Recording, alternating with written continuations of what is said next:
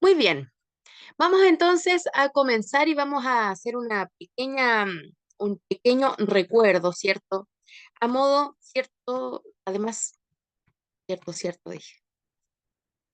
Además de recordar, ¿cierto? Lo que vamos haciendo, importante poder recabar información también de nuestros propios aprendizajes e ir velando porque los vayamos alcanzando. ¿Cierto? Y una buena forma de poder autoevaluarnos es saber cuánto hemos aprendido.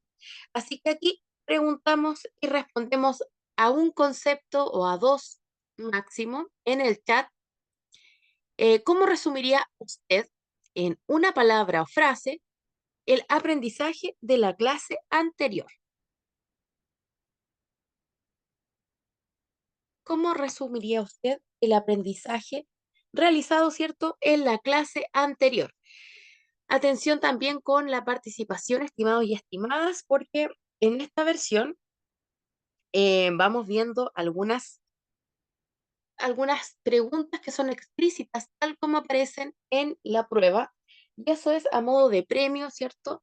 A modo de incentivo para aquellos que se conectan y participan en las clases. Y eso, en el fondo, es un punto extra para su evaluación.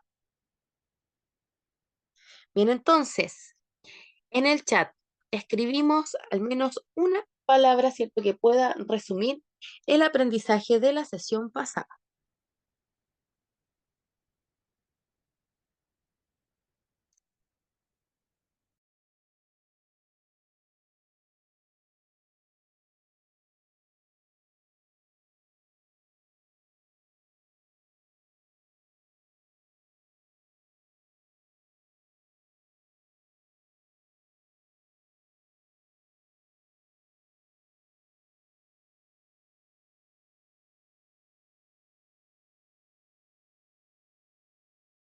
Gracias a ti, Víctor, María Aguilera.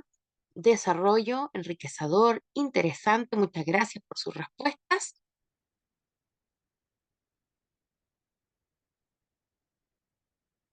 Gracias, Víctor. Gracias, Matías.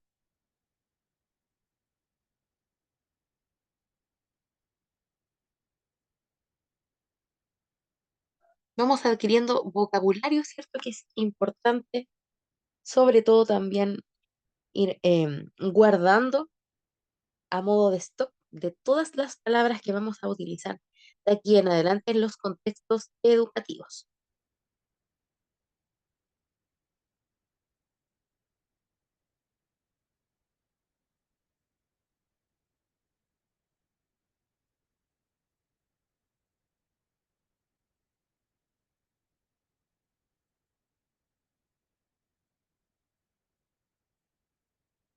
No se preocupe, Cari, bienvenida.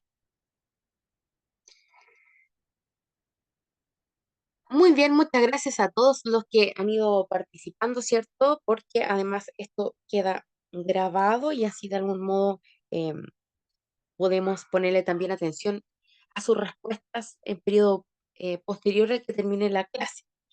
Les agradezco mucho. Bien, la sesión anterior estuvimos recabando harta información respecto de varias cosas y salieron algunos nombres bien interesantes en el chat como normativo, por ejemplo. Me parece interesante por qué sale y surge esa palabra.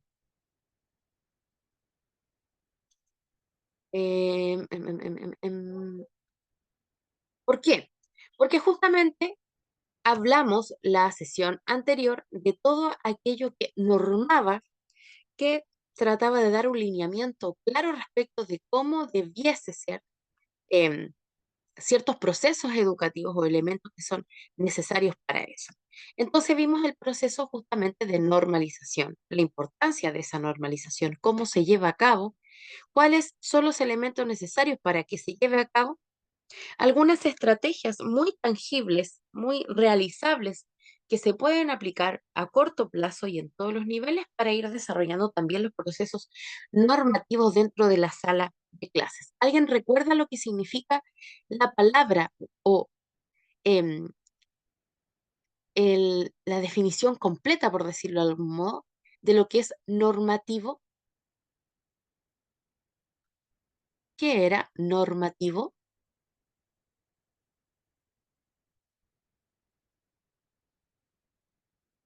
¿Quién se atreve? ¿Quién se atreve?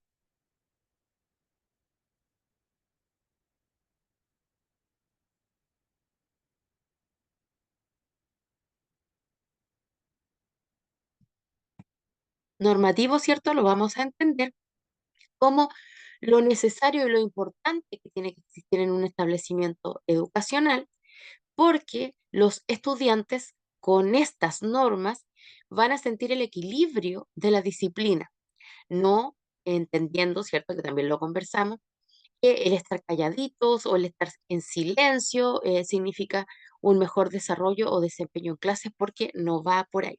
La normativa entonces tiene que ver con la aplicación de la norma y esto es bueno para los ambientes educativos porque un ambiente normado es un ambiente respetuoso, ¿cierto? También hablamos de las normas y a ver, las normas de seguridad y la importancia, ¿cierto? Que tiene relación con aquellos procesos y aquellas situaciones que puedan venir de un accidente escolar, que también, como ya hemos dicho, son procesos. Dentro de estos accidentes escolares, muy bien, Víctor, fijar y establecer reglas.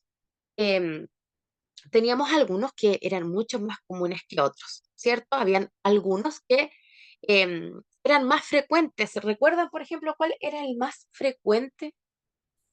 Las caídas, Las caídas, muy bien, las caídas. Las caídas son las más frecuentes y las que a ver, se presentan con menos frecuencia, pero también, o sea, son menos frecuentes, pero son más peligrosas a su vez.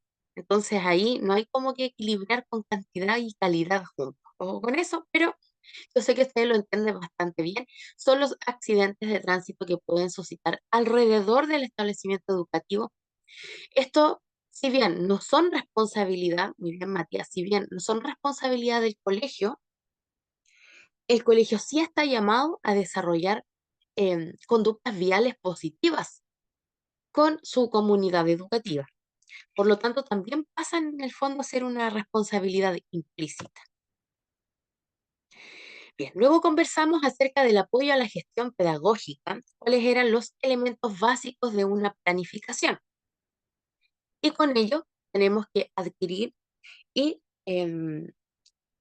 yo creo que adentrarnos en este vocabulario que es tan pertinente en la educación, pero que también nos ayuda a establecer un código único.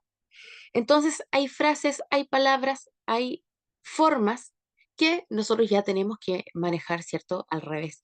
Y al derecho, como los conceptos, por ejemplo, de bases curriculares, que como su nombre lo dice, es un pilar básico, fundamental, en donde se establece el currículum. Sin esta base curricular, no se pueden em, proponer objetivos de aprendizaje, ni se pueden armar programas ni planes. Las bases curriculares entonces son la matriz de donde nace el insumo.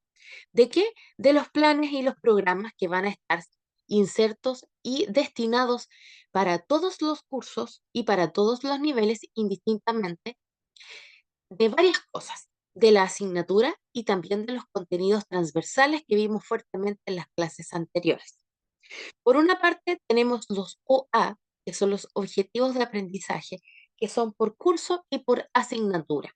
Esto profesora, no quiere con respecto a eso, a los planes curriculares, decir en la evaluación no aparecía como específicamente la respuesta de lo que habíamos hablado, entonces era como que había que buscar la que era más adecuada a eso. quizás, claro, la forma de preguntar era muy ambigua o poco precisa y nosotros hemos visto bastantes precisiones. Entonces, tenemos que revisar si todas las respuestas son consecuentes también a lo que nosotros vimos en clase para que la evaluación sea justa, ¿ya? Em, y vamos a originar ese espacio para que en realidad tenga y sea consecuente, ¿cierto?, con todo lo que estamos hablando en clase. Así que es un buen punto porque tenemos que llevarlo a cabo em, lo antes posible.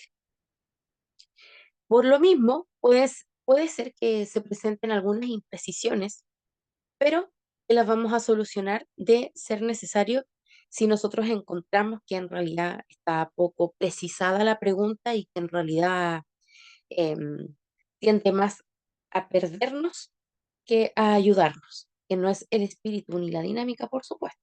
¿Ya? Así que eso lo vamos a ver sí o sí. Así que muchas gracias, querida Isabel, por su intervención. Sí, dice María que le pasó exactamente lo mismo. Bueno, gracias a que nos hemos dado cuenta de algunas cosas y también entre ustedes mismos se van mejorando también las evaluaciones. Por eso, cuando tengan dudas, em, bien, es súper legítimo poder hacerlo porque es de vital importancia mejorar las evaluaciones. Así que este proceso es sin miedo y lo podemos revisar. Estamos muy bien con eso. Profe, Dígame. eh, igual yo sé que no soy quien para criticar ni nada, pero igual siento que en algunas preguntas, no solo de este módulo, de otras pruebas, de otros módulos igual, falta un poco de redacción.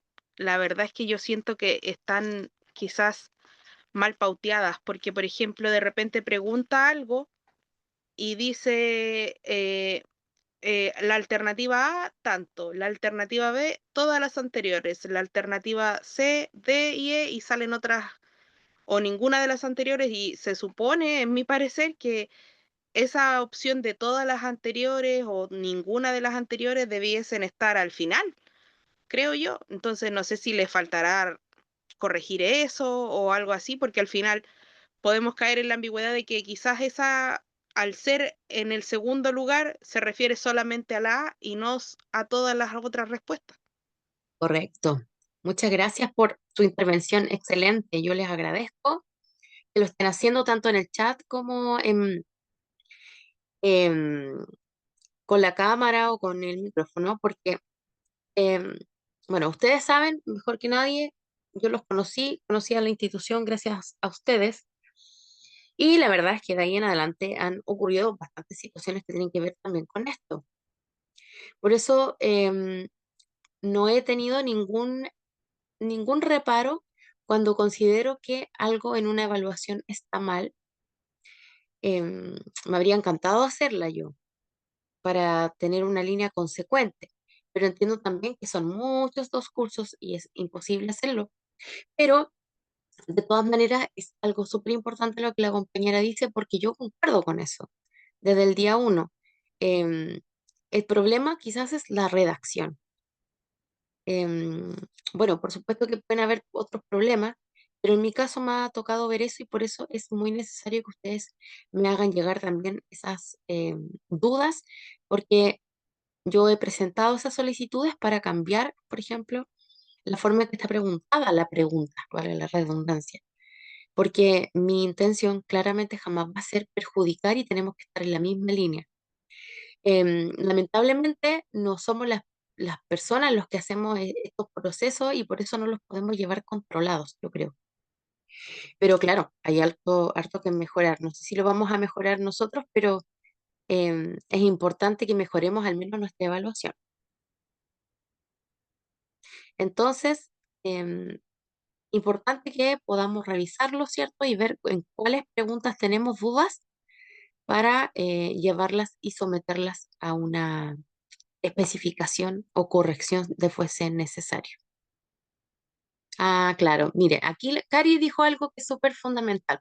Y ahí nos damos cuenta que no está actualizado, ¿cierto? Eso sí o sí tenemos que arreglarlo para todos. Porque dice, yo me confundí mucho ya que usted dijo, y yo fui súper enfática, ¿cierto? Más encima, que eran 12 años educativos. Y claro, el sistema se le iba a poner mala porque ellos asumen que son 14.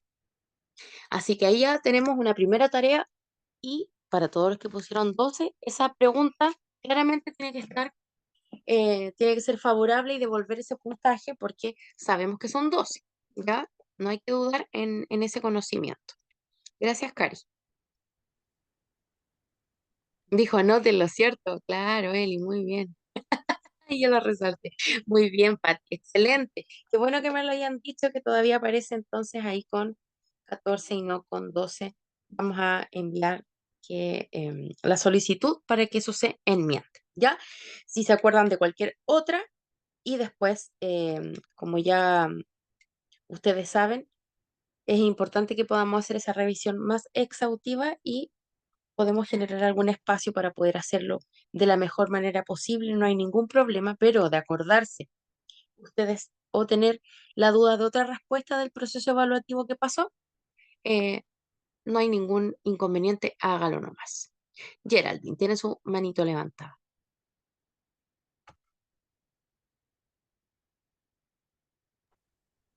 Sí, profesora, a mí igual me pareció, no sé si algún compañero ya lo dijo, pero el tema como de los accidentes de colegio, también se habló de que eran como los golpes y ese tipo de cosas. Y a mí igual me pareció que era como los accidentes de tráfico, esa me pareció correcta. Y en clase se habló de que eran las caídas y ese tipo de, como de accidentes. Claro, probablemente a lo mejor no estaba la alternativa que era más correcta a esa pregunta en Es esa... que salía caídas y golpes. Sí, sí, Y esa Ya. era salía, profesora. Caídas y caídas Ah, golpes. y ya. golpes. Y sale que era accidente de tráfico. Ah, no. Esa era la menos frecuente, ¿cierto? Claro. Sí, Claro, y lo vimos también y lo más encima lo repetimos ahora. exacto. Ya. Perfecto. Tengo la segunda, entonces. Eli, entonces lo mismo que nos dice Geraldine, porque nosotros sabíamos que eran las caídas y los golpes, ¿ya? Entonces, profe, ¿esa también va a considerarse que está buena? Claro, claro, por supuesto, Ah, la ya, enviamos, no hay ningún problema. ya, profe, Súper. gracias. No, con mucho, Profesora, ¿le hago una consulta? claro, por supuesto, Nancy. Hola. Hola, ¿cómo está? Muy bien, ¿y usted? Bien, gracias. Qué bueno, Profesora, diga, mire, estaba bien enredada la prueba, a mí me fue pésimo. Yo siempre tomo nota de todo lo que usted habla en clase, ¿ah? me Siempre. consta, me consta. Sí. Siempre estoy con un cuadernito tomando notas y estudié bastante para la prueba y es la única nota que me va mal, o sea, saqué rojo. Entonces, igual estaban súper enredadas las preguntas. De hecho, se lo iba a comentar, ya que escucho a mis compañeras que igual había unas que no coincidían con lo que nosotros habíamos aprendido con usted, Ujú. no coincidía con las alternativas que nos daban. Así que igual anduve mal el fin de semana porque no es la Pobrecita Nancy, no. Sí, porque yo soy bien aplicadita en ese tema, pues me esfuerzo por aprender bien todo lo que escuchamos acá. Entonces, Sí, me pareció muy extraña, muy rara la prueba, sí, como medio enredada. lo comprendo porque varias compañeras también me lo hicieron saber em, Claro, de inmediato cuando esto ocurrió, entonces ya veníamos con la preocupación de aquello. Entonces, lo que vamos a hacer es revisarla completamente, la vamos a comentar y yo les voy a ir comentando también cómo lo vamos a hacer y cuáles van a salirse o de la manera que lo vamos a hacer, eh, para que nadie se perjudique con esto, ¿ya? ya, profesora, gracias. Con mucho gusto. Y lamento mucho que haya ocurrido esta situación porque no es grato para nadie y uno se asusta, pero es algo absolutamente solucionable mientras esté el módulo abierto y mientras yo pueda tener acceso a la plataforma, ¿ya? Así que lo vamos a solucionar para que nadie le vaya mal o tenga una calificación que considere que es injusto para lo que sabe, como Matías, que también. No, como Matías, con mucha cari. Oye, estaban todos muy tristes, ¿por qué no me dijeron? Qué penita, no quiero verlo triste. Lo vamos a solucionar, porque no es justo, ¿cierto? Así que es algo que tiene solución. Pucha, Geraldine, lo lamento mucho. No, yo vi así las notas y me hubiese llamado la atención porque claramente ustedes no son de de 5 para abajo. Eso está muy claro. No se preocupe, Mirti, lo vamos a arreglar. Bien, continuemos entonces porque en una de esas, en este repaso, también va saliendo alguna pregunta, ¿cierto? Que haya quedado por ahí y que nos recuerde de que eso también tiene que revisarse en esta prueba, ¿ya? O le ponemos especial atención. Por ejemplo, claro, la vamos a revisar toda, pero ya sabemos que en la prueba está marcada una mala como buena y una buena como mala, ¿me entienden? Esas las vamos a ver directamente, como las que acabamos de ver aquí. Entonces, si sale algo en este repaso, usted me lo hace saber también.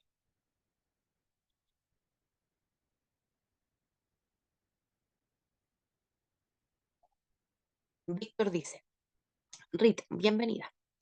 Víctor, profesora, ¿y si alguien respondió por los apuntes y fue considerada buena? ¿Qué va a pasar? Las que están consideradas buenas siempre van a ser buenas. No las vamos a considerar malas porque eso sería perjudicar.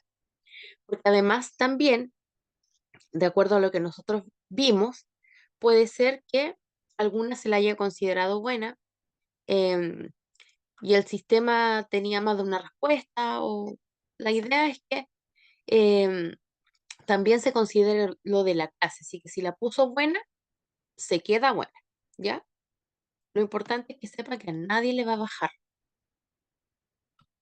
solo debiese o mantenerse si es que no hay ningún error en la revisión, o subir, pero nunca bajar, ¿ya? Para tranquilidad de todos.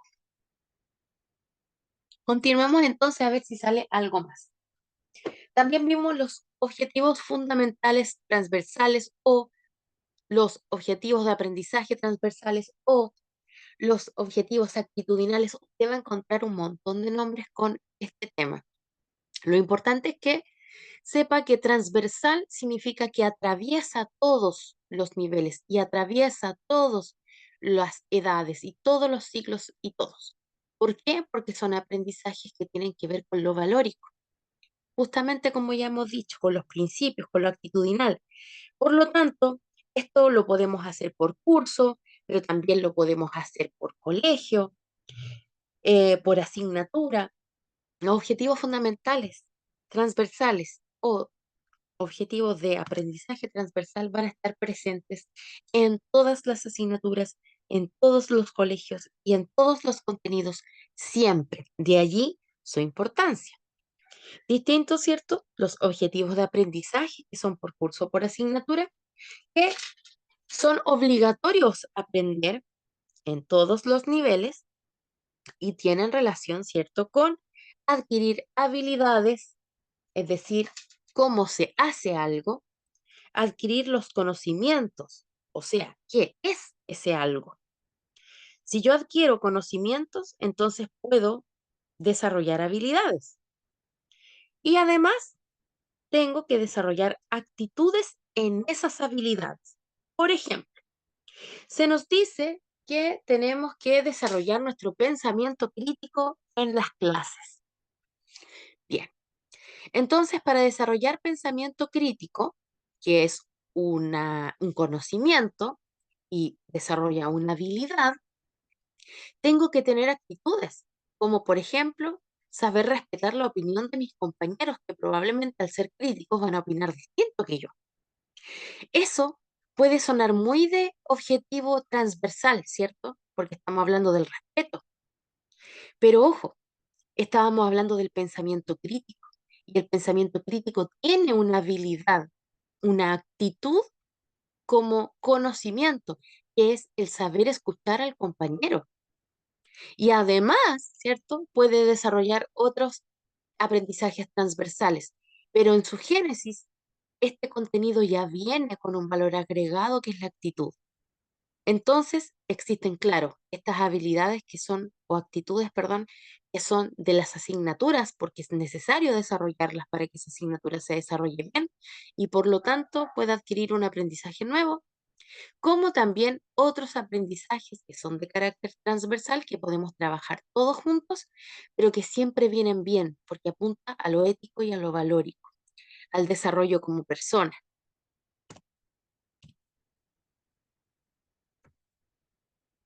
Dijimos también que habían asignaturas que eran obligatorias, como las que comúnmente conocemos en los colegios. Dijimos que 12 años de escolaridad era lo que correspondía a nuestra educación en Chile, 6 años de educación primaria, de primero a sexto básico, 6 años de educación secundaria, de séptimo a cuarto medio, siendo educación parvularia, es decir, el nivel preescolar, 2 años, pero no obligatorios. Se sugiere, y siempre va a ser positivo, que los estudiantes, mientras más chiquititos socialicen, es mucho mejor.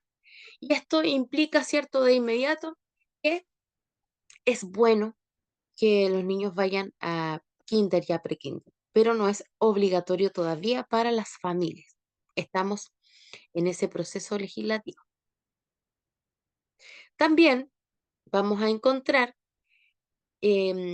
palabras, ¿cierto?, que son importantes en esto de hablar de la planificación, del currículum, como por ejemplo el tiempo de libre disposición, que son las elecciones que hace el colegio para poder fortalecer su proyecto educativo y tienen que ver con a qué le van a dedicar más horas de clase. Todos los objetivos fundamentales transversales o de aprendizaje transversal tienen una dimensión física, una afectiva, una cognitiva, una dimensión sociocultural, moral y espiritual. Es decir, todo lo que nosotros vayamos a ver en ese sentido tienen que ver con desarrollar las diferentes áreas que tiene un propio ser humano, un mismo ser humano, para que este ser humano esté lo más capacitado posible de asumir la sociedad a la cual va a servir posteriormente.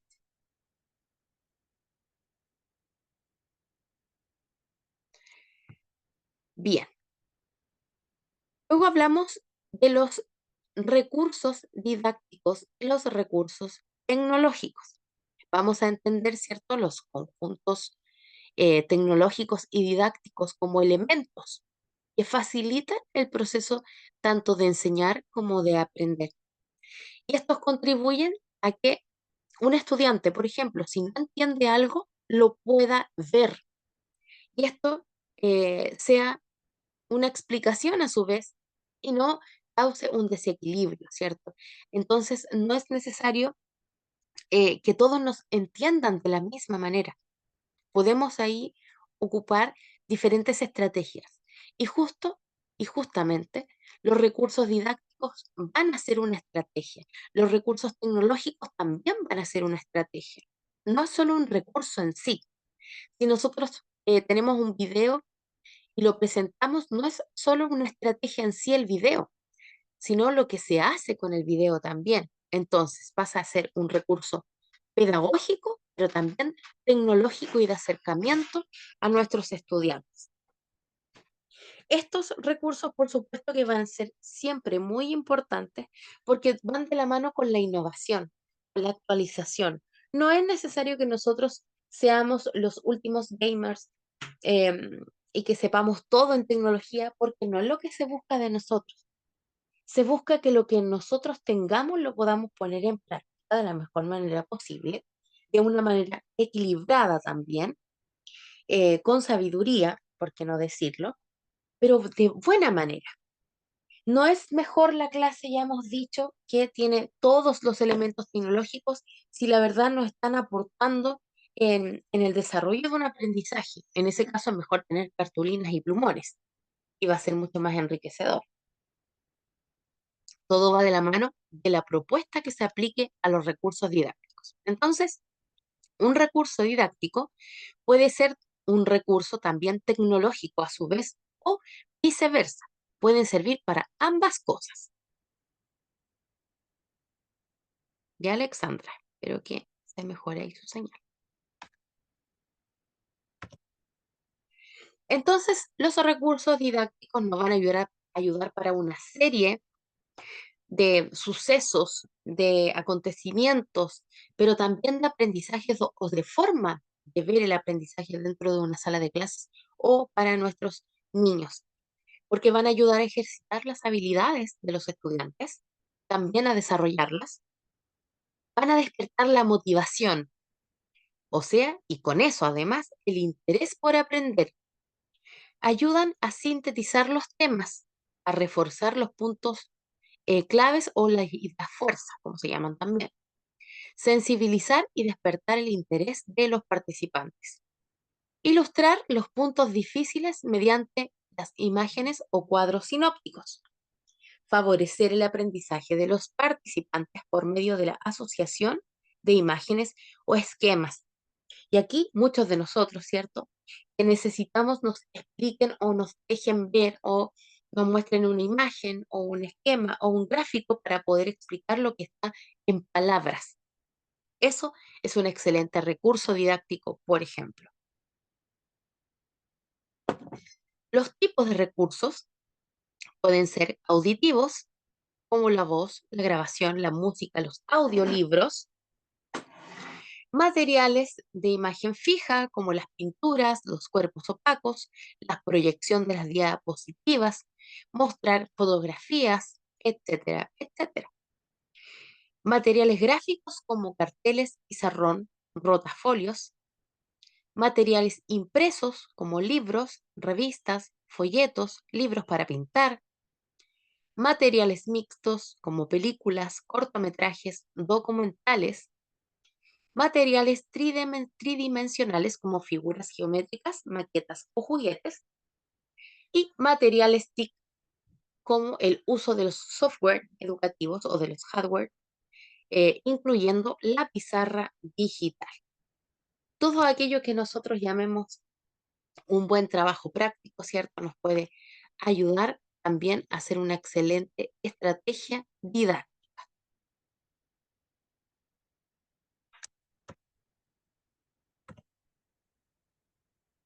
Bien, comenzamos entonces con nuestro módulo de lectoescritura, un módulo bastante bonito, porque además implica el recordar bastante cómo nosotros aprendemos y cómo vimos que aprendían otras personas que estaban a nuestro alrededor o recordar cómo nosotros lo mismos lo hicimos. Lectoescritura lo vamos a entender como una capacidad, por lo tanto, como una habilidad, tanto de leer como escribir adecuadamente. Este es un proceso que no porque se aprenda significa que lo llevamos a cabo. De hecho, podemos ser muy adultos y tener algún problema quizás en la lectoescritura. No siempre va asociado el aprendizaje con la forma de adquirir esta habilidad. Entonces, ¿por qué decimos esto? Porque esto es lindo pero complejo, porque es una habilidad que dura para toda la vida. Por lo tanto, todos nosotros vamos desarrollando de alguna u otra manera el incremento de esta capacidad o de esta habilidad con el tiempo. Pero, ¿dónde se forma en primera instancia esta capacidad o esta habilidad? Bueno, no es de la noche a la mañana, no es a los 5 años, no es a los 4 años, sino es un proceso en el cual los educadores van a poner especial énfasis durante la adquisición de la educación inicial. Por lo tanto, nosotros por eso que sabemos que la lectoescritura va a estar principalmente enfocada, por ejemplo, en el kinder, si es que se hace, ¿cierto? Porque ya para nadie es un secreto que en el kinder ya a los niños le enseñan a leer. Y en primero básico, en donde esta adquisición es fundamental porque es la base para todo lo que continúa, para todo lo que sigue. Por lo tanto, nosotros entendemos que los primeros años de escolaridad son donde se afirman las primeras bases para que esto se transforme en una futura habilidad. ¿Por qué futura? Porque justamente es un proceso. Llegamos al colegio y no necesariamente desarrollamos la habilidad de la lectoescritura, sino que la vamos desarrollando con el tiempo de forma progresiva por los años desde que se inicia este proceso. Para que se inicie este proceso, claramente tiene que haber otro anterior, y ese otro anterior es el proceso, por supuesto, del habla. Y esto, de gran proceso, se inicia justamente cuando los niños comienzan a imitar mediante balbuceos los sonidos o el lenguaje de los adultos, de quienes están a su alrededor. Y ahí nosotros nos detenemos a pensar, entonces, es importante la motivación que se les da a los niños en el entorno. Es importante hablarle a las guaguitas, hablarle a los niños. Y ahí nosotros nos respondemos solos, ¿cierto? Es súper importante porque esa va a ser la única forma de poder motivar a los bebés, donde se afirman, ¿cierto? Sus estructuras del habla, quieran aprender, porque quieran imitar o quieran participar. Eso es la estimulación. Entonces, en educación, lamentablemente, nos vamos a encontrar con niños muy poco estimulados. No necesariamente todos, ni en todos los contextos, por supuesto, pero vamos a ver una cantidad importante de niños que este proceso no lo han hecho ni en el colegio, pero tampoco lo han reforzado en casa. Entonces, claro, si no les hablan, no hay ejercicio respecto de este proceso, puede ser, y es muy probable, que también haya un retardo en el proceso lectoescritor cuando el proceso de hablar entonces también está retrasado. Acá Profesora, todos son importantes, dígame Isabel. sí. Con respecto a eso, recuerdo en una ocasión, yo tengo una amiga que es colombiana y yo la conocí cuando se casó, después que embarazada y tuvo su guagüita, y recuerdo que la primera vez que yo la fui a ver y tenía su guagüita recién nacida, ella me presentó a su guagua, como que dijo, Um, mira, mira, Carito, esta es Isabel, es mi amiga, y yo quedé como, primera vez que me pasaba algo así, que ella le hablaba y le explicó así en forma clara quién era yo y le presentó a mi familia. Le dijo, él es el esposo, es Claudio, ella es su hija. Y era como que todos quedamos como poco usual, porque Totalmente. generalmente pasa, y yo ese día aprendí, que los niños son seres humanos desde que nacen. Entonces tenemos que hablarles. Obviamente no les vamos a cosas complejas, pero eso que era tan básico como que supiera mi nombre y quién era yo, me pareció increíble y así, a medida que la fuimos viendo crecer a su hijita, ella le iba hablando las cosas. Le decía, hablamos de tal cosa, yo te expliqué tal cosa. Entonces uno dice, son otras culturas, no sé si todos lo hacen, pero me pareció a mí maravilloso eso, que ella le hablaba muy claro a su hija, desde que nació. Qué lindo ejemplo, muchas gracias por compartir eso tan respetuoso y tan futurista, ¿ah? ¿Por qué no decirlo? Porque, claro, como decía usted, no siempre estábamos acostumbrados a eso y ahora se hace cada vez más popular también gracias a estos nuevos descubrimientos del apego y todo eso, que es súper importante y la verdad es que cada vez nos sorprende mucho más los, los efectos o los impactos que puede tener a largo plazo un buen apego, una buena comunicación. Muchas gracias, Isabel. Cari tiene su manito levantada. Hola, profe. Sí, yo Hola, mi quería niña. comentar igual, porque yo cuando estuve haciendo reemplazo en la escuela de lenguaje, en una reunión que tuvieron de apoderado, bueno, estos niñitos eran menor de 3 años y ¿qué pasaba? Que todos apuntaban con el dedo, porque no los estimulaban en las casas y en la reunión ahí se dieron cuenta los apoderados que la importancia que es hablarle a los niños, no solamente porque consentirlos todos, porque, porque es típico, y le pasaban todo. Ya a lo que quería llegar, que hubo un reforzamiento con los apoderados, que se hubo una clase donde los apoderados fueron y se dieron cuenta que con la tía sí piden las cosas, sí hablan, pero con ellos era todo Ah, Entonces, excelente, claro. ellos mismos se dan cuenta, no, es que no habla, no, es que no habla, pero los niños son tan inteligentes que ellos saben con quién lo hacen. Así es, totalmente. Ellos La saben cuándo y estimulación dónde, es muy ¿cierto? importante. Claro.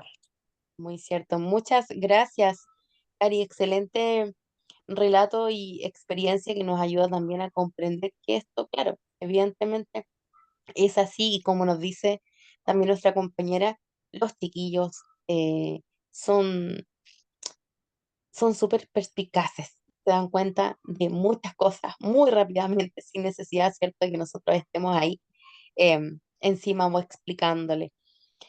Yo no sé si ustedes saben o conocen o han escuchado en realidad de un estudio muy cruel, pero estudio finalmente, que se hizo hace muchísimo tiempo, en donde un grupo de bebés, em, es que es cruel, un grupo de bebés no se les dio estimulación desde cuando nació, es decir, nunca se les habló a estos niños. Lamentablemente, todos los bebés de ese estudio fallecieron. Y ahí nos da justamente todo el resumen de lo que hemos visto en esta primera parte, que niño que no es estimulado no crece, no se desarrolla, pero tampoco demuestra afecto ni afectividad. El habla es mucho más importante que solo adquirir la lectoescritura. Se trata de algo que decía Isabel, de sentirse persona. Y está entonces científicamente comprobado después de estas tragedias, ¿no? De que todos los niños al no ser estimulados se pueden morir, porque no hay afecto. El afecto es el vínculo del aprendizaje. Esto no es antojadizo y no es que lo socioemocional esté, cierto, de moda, es que está comprobado y por eso que también hay adultos que tienen tantos traumas con el aprendizaje o con matemáticas, o con miles de cosas más, justamente porque ocurre que cala tan profundamente que o dañamos o ayudamos.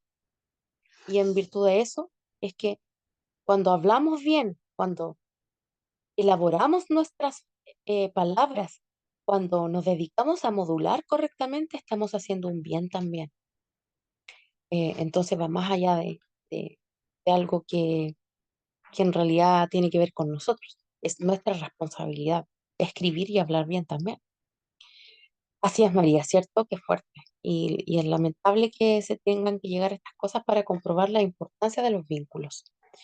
Lamentablemente los padres piensan que solo el jardín o el colegio deben estimular a los niños, cuando es un trabajo compartido con la familia, que ahora se habla más y tienen más conciencia del tema. Muy bien, ¿cierto? Las responsabilidades equilibradas para que resultan, porque claro, cuando hay desajustes, cuando nosotros hacemos el trabajo solitos en el colegio o cuando la casa lo hace solito. Entonces, si nos unimos ambos, bueno, ahí están las claves de los éxitos que no son muy difíciles de entender cuando esto adquiere sentido, ¿cierto?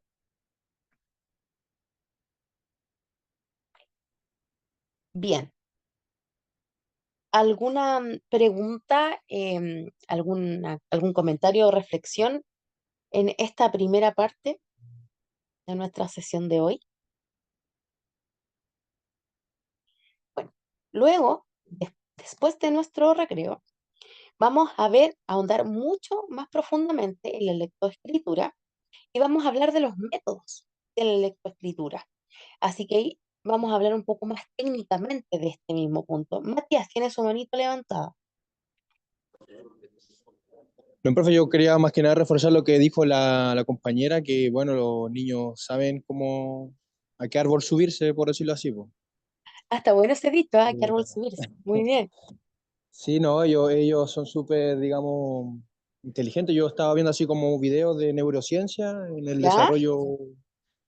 desarrollo Ah, pero de qué la bien. educación. Muy bien, muy bien. Me gusta, me gusta. Y sí, no, súper interesante. Y hay estudios también que demuestran que, por ejemplo, los números o las matemáticas es como ya algo genético más que la lectura, porque si es que nos podemos a pensar, desde el tiempo que somos cavernícolas, el ser humano siempre ha estado como en contacto con los números, o sea, quizás no en representación como uno, sino, no sé, po, un nombre diferente quizás, pero siempre ha sido así, po, ¿me entiendes? Uno es uno, dos son dos, ¿me entiendes?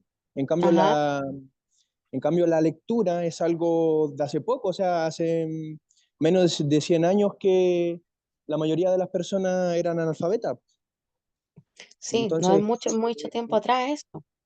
claro, pues entonces los estudios que se han hecho ahora es con niños, como poniéndoles, les ponen una hoja como al frente de ellos, y Ujú. entonces van como con un juguete y lo ponen detrás de la hoja, y lo esconden ese juguete, pues.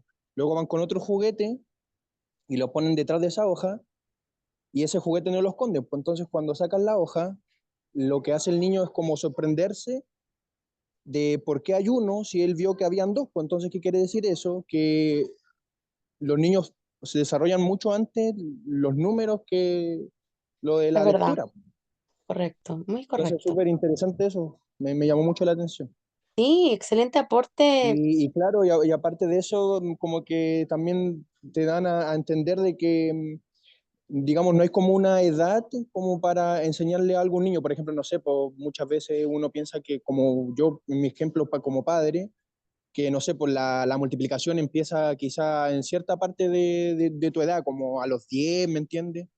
O mucho más adelante, pero como en esa edad, pues. Y me he dado cuenta de que no, pues, o sea, que uno puede, digamos, enseñar todas esas cosas que ya vienen de algo como genético, pues, porque algo genético más realmente. Así es. Claro, viene en nuestro ADN, por decirlo así, de algún modo, Claro, ¿cierto? claro. Claro, y nosotros vamos reproduciendo.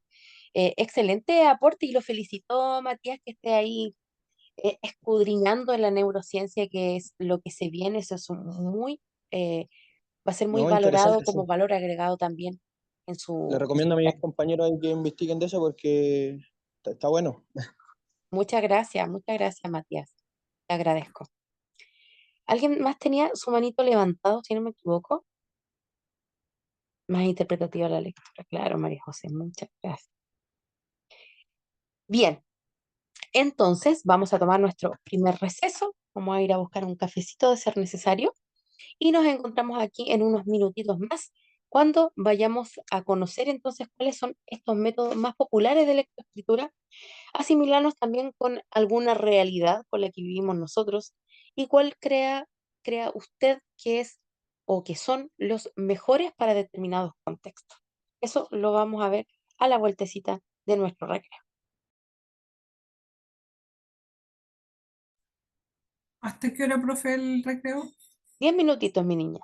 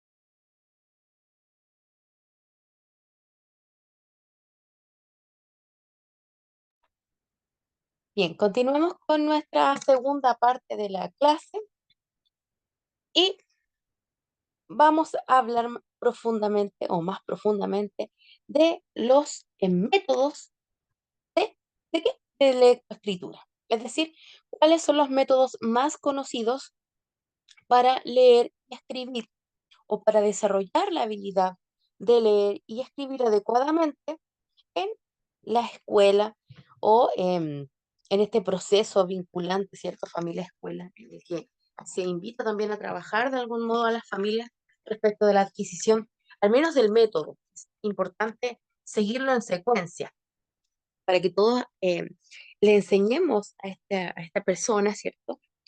De la misma manera. Es importante tener acuerdos respecto de ello. Tenemos el primero, y aquí no están en realidad ordenados por orden de prioridad y de importancia, ¿ya? El método silábico. Este es llamado entonces el método silábico justamente porque parte de una sílaba. Es decir, aquí no se descompone letra a letra. Es la sílaba la importante, como por ejemplo, ma. Parte de la sílaba construida con la vocal combinada con consonantes. Entonces, atención con esto. Bajo la perspectiva de este método, la unidad mínima del aprendizaje es la sílaba, porque es el método silábico. Su origen, entonces, por tanto, es la sílaba. Claro, primero se aprenden las vocales y después las combinaciones con las consonantes. Por ejemplo, pa, pe, pi, po, pu. También la forma inversa, como as, es, is, os, pasando posteriormente a palabras que combinan las sílabas presentadas y después a frases. Entonces, ahí tenemos el método silábico, un método bastante conocido y bastante popular, sobre todo en las infancias pasadas. Luego tenemos el método global. Y esto, tal como su nombre lo dice, parte de una globalidad, de un todo. Entonces ya no parte de la sílaba, parte de qué? De una palabra. Con todo lo que significa y con todo el potencial que tiene esa palabra.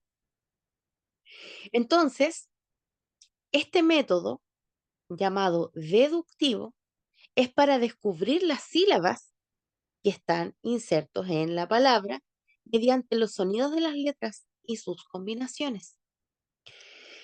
Entonces, em, este método podríamos decir que se utilizó bastante en la década del 2000, más o menos, ¿sí? Porque empezó a masificarse cuando llegó también a nuestro país la famosa sala letrada.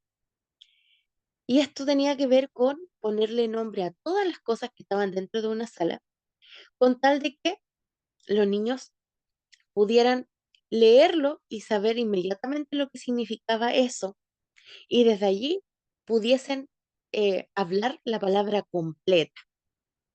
Este método entonces se sigue con bastante éxito y también es porque le tiene harta confianza a la persona que aprende.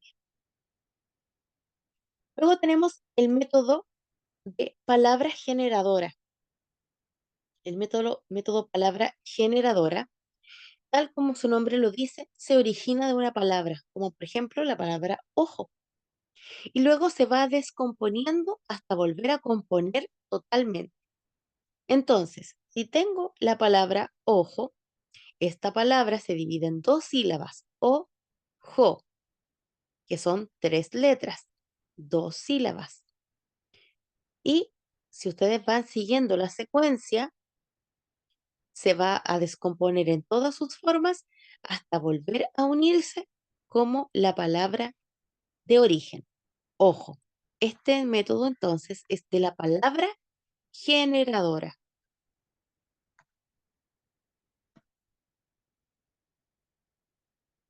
Bien, Sharon, un abrazo.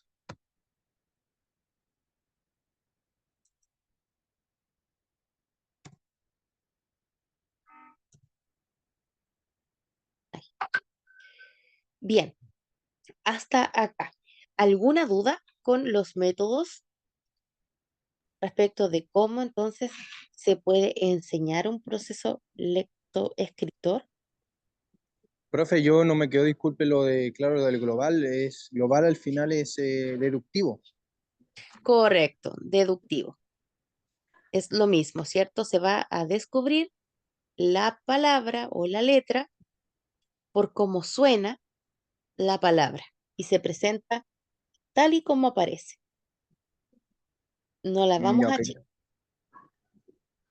Entonces, en este tipo de método, por ejemplo, nosotros vamos a presentar la palabra mamá y los niños, al ver escrita la palabra mamá, ya van a saber cómo suena. Por lo tanto, van a deducir, y ahí está el método, ¿cierto? A deducir que ahí dice ma y luego dice ma, porque lo están mirando, pero también lo están asociando al sonido, pero además de un modo muy concreto lo ven y no hay tanta vuelta, ¿cierto?, en ese aprendizaje a diferencia del método silábico. María Isabel. Profesora, buenas tardes. Es como el silabario hispanoamericano, ¿no es cierto? Correcto, el famoso silabario, ¿cierto? Gracias. Con mucho gusto. Algunos vamos a conocer el silabario, otros no, pero claro, el silabario también tenía un propio método que iba, ¿cierto?, de el método tanto de la sílaba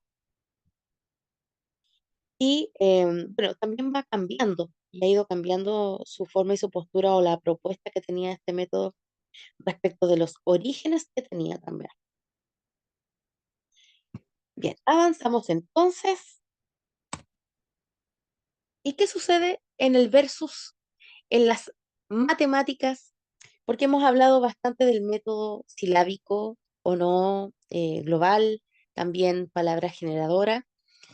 Y esto en relación a la lectoescritura, que es un proceso em, casi natural, pero al cual nos vemos forzados todos em, en, en entrar, ¿cierto? Porque justamente es la base que implica el poder seguir después adquiriendo nuevas y mayores habilidades.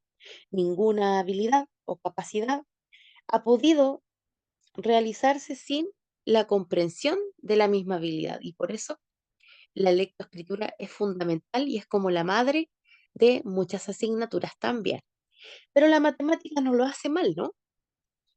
Y va paralelamente en este proceso, porque tal como lo decía Matías al inicio, inherentemente al ser humano los números ya están asociados. Por lo tanto, lo que nos queda es tratar de alcanzar o de llevar el aprendizaje lo más normal o natural posible frente a lo que significa aprender matemáticas. Por eso es tan importante saber enseñar matemáticas, porque no siempre la culpa, voy a decirlo muy coloquialmente, es de los estudiantes o es de los padres. A veces también es de quien la enseña, pero para enseñar matemáticas la didáctica tiene que brillar, porque es, ya sabemos, una, una asignatura que carga con un estigma, que compleja, por lo tanto nuestro primer acercamiento, nuestra primera tarea tiene que ser tratar de llevar las matemáticas lo más didácticamente posibles a las aulas, perdón, en las que nos toca intervenir. Y para eso vamos a tener que generar una perspectiva en donde los contenidos matemáticos se aprendan y se construyan mediante el significado de la práctica. Por lo tanto, acá, a ver, si en lenguaje nosotros teníamos métodos, en matemáticas también lo vamos a tener. Y aquí el método que es más abordado o solicitado es el COPICI. Este método habla de lo concreto, de lo simbólico y de lo pictórico. Es un método que entonces primero parte por tratar de manipular lo concreto. Por ejemplo, si vamos a aprender a sumar, hacerlos con ficha o con porotitos, como era la antigua, ¿cierto? Con algo que sea concreto y tangible. Todos los niños pasan por esta edad sensoriomotriz y también las operaciones concretas. Entonces, es absolutamente vinculante lo que se nos está diciendo acá. Sin manipulación no va a haber este aprendizaje. Por lo tanto, el método Copici nos dice que es mejor trabajar la matemática cuando es tangible. Luego, recién desde allí puede ser pictórica y simbólica. Es decir, recién después de haber concretado una operación, yo puedo entonces abstraerla en mi mente y transformarla en números sin necesidad de tocar la cantidad como uno lo hace cuando se cuenta los dedos, por ejemplo. Entonces, pasar del tener que estar contando al hacerlo en forma automática, claro, tiene sus ventajas y de esas ventajas habla este método que es bastante utilizado, bastante frecuente, pero sobre todo necesitado por los profesores de matemáticas o quienes también intervienen aula en el horario de matemática. Arriba tenemos un ejemplo en las láminas. Tenemos el copici, es decir, concreto, perdón, pictórico y simbólico. Tenemos, por ejemplo, los tomates. Vemos ahí que lo que está representándose puede ser concreto. 3 tomates más 2 tomates es igual a 5 tomates. Luego tenemos el pictórico, en donde ya dibujamos esa cantidad, pero podemos dejar atrás esos tomates, ¿no? Para finalmente pasar a lo simbólico, que es escribir los números de lo cual está representado el esquema en las versiones anteriores. Ese es el método que se recomienda para educación matemática porque justamente implica ir modificando estructuras que van desde lo más simple a lo más complejo sin necesidad de desequilibrarlo completamente. Las tres son, em, son atribuibles a todo estudiante que va dentro de un nivel, dentro de la media. Por lo tanto, todos deberíamos poder enfrentarnos a este tipo de trabajo sin necesidad de que eso cambie o cause algún tipo de dificultad mayor.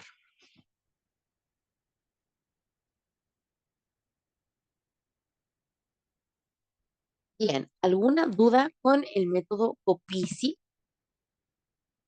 o con la didáctica de las matemáticas?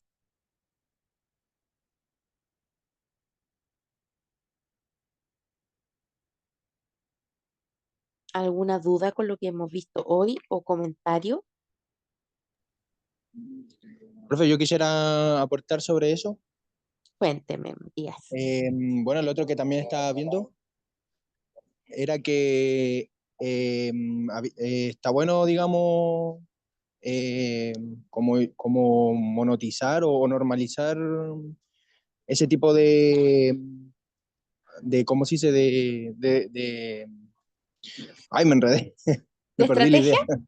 ¿De estrategia para enseñar? Claro, claro, porque da, digamos, da espacio para nosotros poder, para que el cerebro aprenda de una manera mejor otras ideas. Por ejemplo, si nosotros desde chico inculcamos a los niños a aprenderse las tablas de multiplicar de memoria, memorizándolas, va a dar espacio para que cuando sean más grandes puedan hacer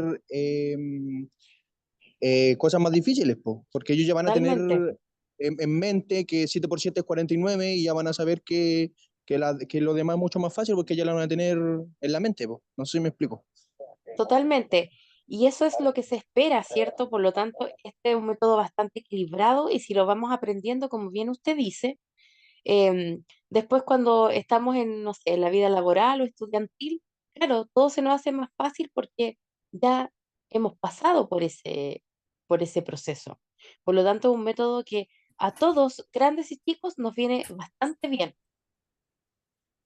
Muchas gracias, Profesora, Matías. Muy buen aporte. profesora, Isabel, sí. Y si uno se da cuenta que todas las materias siempre se integran, a veces uno piensa, no, ¿para qué me enseñan esto? Pero en verdad que todo se integra de una u otra forma. Por ejemplo, mis hijas aprendieron música desde pequeñas, ¿ah? entonces tocaban piano, leían música, y para poder leer música uno necesita saber los tiempos. Correcto, Y claro. ellas estaban en primero básico y le empezaron a enseñar a leer partituras, los compases, y todas esas cosas tienen que tener una base matemática. Por supuesto que todo va integrándose a medida de la edad que tienen. Entonces, tal como decía Matías, que importante es que a los niños se les vaya enseñando desde bien pequeñito, y también con el cariño, como decía, porque qué importante es no demonizar las matemáticas, no demonizar ninguna materia, porque en verdad que uno, si va con una disposición o con un prejuicio, le va a ser mucho más difícil aprender. Totalmente, totalmente. Y después ese prejuicio no se sale más y se transforma en un dolor y en una lejanía a la asignatura y ahí no terminamos nunca, nunca más. Así que toda la razón a ambos. Muchas gracias por sus em, tremendos aportes porque claramente nos ayudan a ver una perspectiva distinta, que esto no es único y la verdad es que hay que ser bastante respetuoso, sobre todo con el aprendizaje de las matemáticas, que también está probadísimo de que es una de las asignaturas que más lejanía causa entre los estudiantes y el contenido. Así que acá ya sabemos que entramos con daño y nuestro abordaje de la asignatura tiene que ser bastante sutil y muy respetuoso también eh, por parte de quienes están aprendiendo. Es importante ser empáticos a la hora de hablar de matemáticas, sobre todo. Incluso, profesora, a veces como se estigmatiza en el sentido en que se dice que los varones son mejores para las matemáticas y las niñas no tanto. Y incluso a veces las estadísticas son un poco perjudiciales en eso, porque hablan de que las niñas no tienen tanta habilidad para matemática, y finalmente no es una cosa de género. Para Eh, nada, ¿cierto? Pueden ser muy Nada. habilidosos, o un varón en humanidades, en lenguaje, igual puede tener mucha habilidad, o sea, no, de verdad que yo siento que no tenemos que hacerles Para ese, nada, cometeríamos un en los tremendo niños. error. Claro, a veces en las mismas casas se habla así como, no, es que tú eres niña, entonces no se espera que aprendas tanta matemática. Sí, es cierto. Entonces, no. Toda la razón, Isabel, y es por eso me dio un punto súper importante, que han salido los programas de las mujeres científicas o las niñas científicas, ¿cierto? Para promover justamente em, todo lo que implica romper un poco la mano, ¿cierto? A lo que se dice siempre de nosotras, de que no somos buenas para la matemática ni para la ciencia. Y claro, empezaron a abrirse programas también para tratar de que más niñas se integraran al mundo científico y matemático para también ir comprobando que esto corresponde a un mito, ¿cierto? Y no tiene que ver con la realidad. Vaya nomás, Matías. Bien, tremendo tema, como siempre, el que nos convoca, porque además estamos hablando de la capacidad de ir adquiriendo nuevos aprendizajes, pero también desde lo voluntario. Y sabemos que lo voluntario solo aprende y solo pasa a ser parte de nosotros cuando hay voluntad. Y la voluntad se desarrolla con el afecto.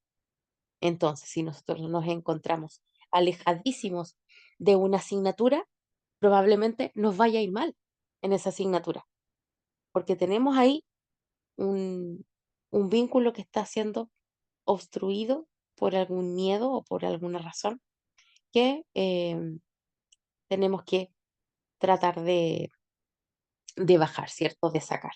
Por respeto también a todos los que de alguna u otra manera van con miedo quizás a enfrentar las matemáticas y, por qué no decirlo, el lenguaje también. Muy bien, estimados, como siempre hemos andado muy bien con el tiempo, lo hemos estado dividiendo y distribuyendo de muy buena manera y hoy hemos llegado al final de nuestra clase.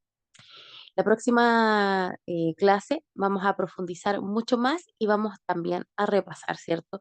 Para que vayamos descubriendo si es que existe algún inconveniente en nuestra futura evaluación. Aquí voy a estar siempre dispuesta en la medida de lo posible para poder contestar lo que usted necesite. En algún momento yo respondo. Espero que estén muy bien. Para mí siempre es un gusto poder conversar con ustedes y tratar de intercambiar estas ideas que quieren cambiar al mundo, ¿cierto? Y por qué no decirlo, de allá somos. Un placer para mí. Cualquier duda, voy a estar aquí para ustedes. Espero que haya sido una buena clase también para ustedes como lo fue para mí. Un abrazo a todos y cada uno de ustedes, que estén muy bien, descansen y nos vemos el día miércoles si todo sale bien. Un abrazo, chau, chau. Gracias, profe. Muchas A gracias. ustedes, niña. Muy bien.